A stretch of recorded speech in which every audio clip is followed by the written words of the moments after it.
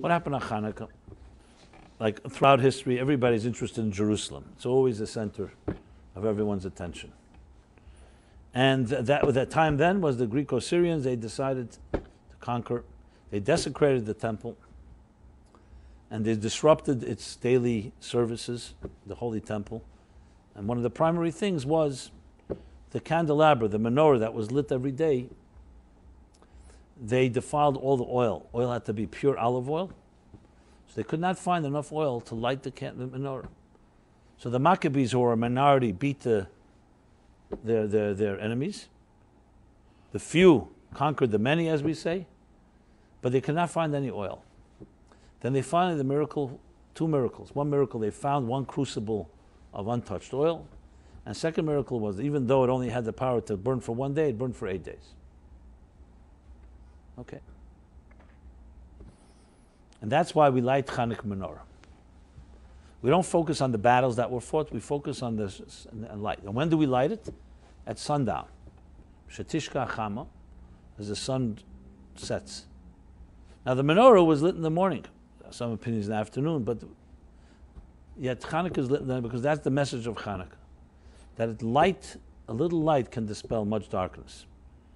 When it comes to quantity, darkness may be more powerful, but qualitatively, a little light, you put it in a room, and it dispels darkness. Now think of it this way. When it comes to fire and water, for example, which are also opposing forces, so if there's enough fire, it can evaporate large bodies of water. If there's enough water, it can extinguish large fires. Light and darkness are not equals. If it's dark in the room, it's dark in the room, but it's a default state. Put a drop of light, light a little flame in a dark room, that area, the entire room may not be lit, but that area doesn't require any battle. There's no battle like between fire and water. They're not equals. Light always dominates over darkness. And that's the Chanukah message, which has become actually a universal message. It's a message of victory, of quality over quantity, values over lack of values, of light over darkness. Look at the menorah, look at the flame, and you see a power of a flame. You can't fight darkness with weapons, with money, with soldiers, nothing. One little flame can do more than entire armies. Now think of it psychologically. Every psychological moment of darkness, I'm sure everybody has experienced some moment, a depressing moment, anxiety, fear, fright. We all have our versions of it.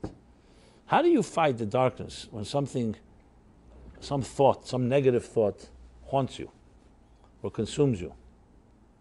And we all know how difficult it is to fight it because you want to really get rid of those thoughts and you can't. So some of us take medication, some of us go to therapy, some of us just endure and suffer through it. What Judaism teaches and Chanukah teaches is light dispels darkness, which is often the hardest thing to do when you're in a very depressed or dark state. You're not motivated to do anything. But that's precisely your enemy, the lack of motivation. Find something positive to do, bring some light into your life, and that's the best antidote to darkness.